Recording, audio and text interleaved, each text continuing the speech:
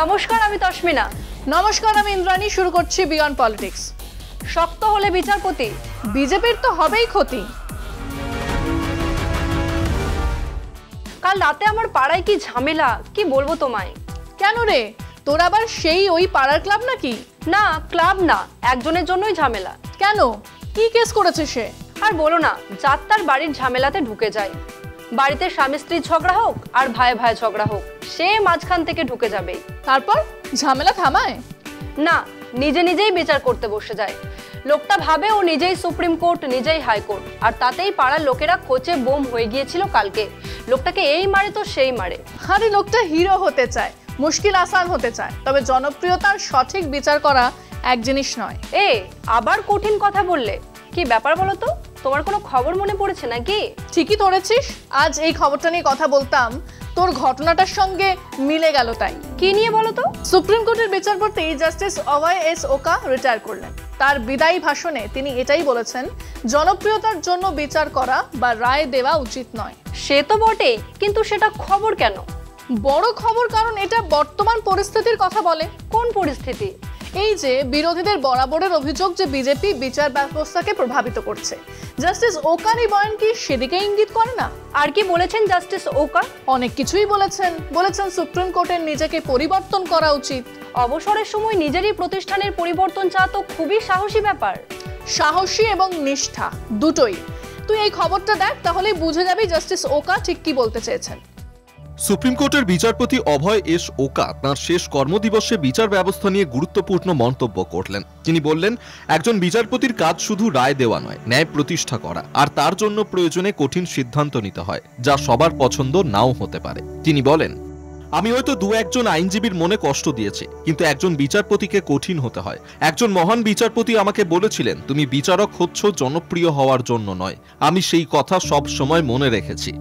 বিচারপতি ওকা বিশ্বাস করেন, বিচার ব্যবস্থা যেন সব সময় সাধারণ মানুষের পাশে থাকে। তিনি বলেন, আদালতের দায়িত্ব শুধু আইন মানা নয়, সংবিধানের মূল্যবোধ রক্ষা করাও। আমি চেষ্টা করেছি সেটা পালন করতে।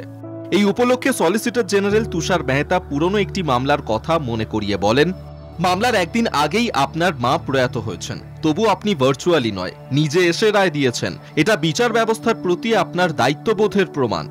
অবসর নিয়ে তিনি বলেন, আমি অবসর শব্দটাই পছন্দ করি না। জানুয়ারি থেকে চেষ্টা করেছি যতটা সম্ভব মামলা শুনতে। বিদায়ী বক্তব্যে তিনি আশাবাদী সুরে বলেন, আমার বিশ্বাস সুপ্রিম কোর্ট ভবিষ্যতেও মানুষের মৌলিক অধিকার রক্ষা করে যাবে। সুপ্রিম কোর্ট বার অ্যাসোসিয়েশন আয়োজিত বিদায়ী অনুষ্ঠানে বলেন, হাইকোর্টগুলি আরও গণতান্ত্রিকভাবে কাজ করে, যেখানে সুপ্রিম কোর্টের কাজকর্ম অনেকটাই প্রধান বিচারপতি কেন্দ্রিক। হাইকোর্টে বিভিন্ন কমিটির মাধ্যমে কাজ হয়, কিন্তু সুপ্রিম কোর্টে সেই সংস্কৃতি নেই। এটি বদলানো দরকার। তিনি আশাবাদী যে নতুন প্রধান বিচারপতি বি.আর. গাভাইয়ের নেতৃত্বে এই পরিবর্তন দেখা যাবে।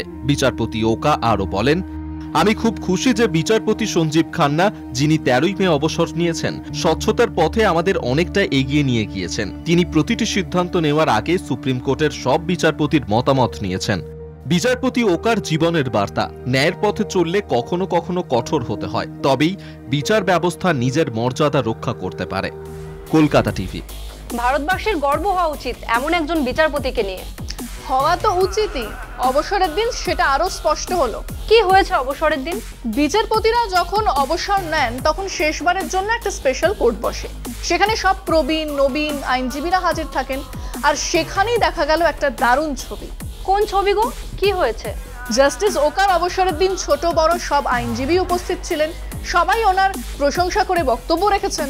বাহ, এই সম্মান তো সব বিচারপতির পাওয়া উচিত। সবাই পান না। জাস্টিস বেলা ত্রিবেদী কদিন আগে অবসর নিয়েছিলেন। তাকে দুটো বার অ্যাসোসিয়েশন ফেয়ারওয়েল দেয়নি, যদিও তারা জানিয়েছে পরে যে জাস্টিস ত্রিবেদী রিটায়ার করবেন, এমন খবর তাদের কাছে নাকি ছিল না। হ্যাঁ, মনে পড়েছে, জাস্টিস ত্রিবেদীর নামেও বিরোধীদের অভিযোগ ছিল না? হ্যাঁ ছিল তো। তুই এই খবরটা দেখ, বুঝে যাবি।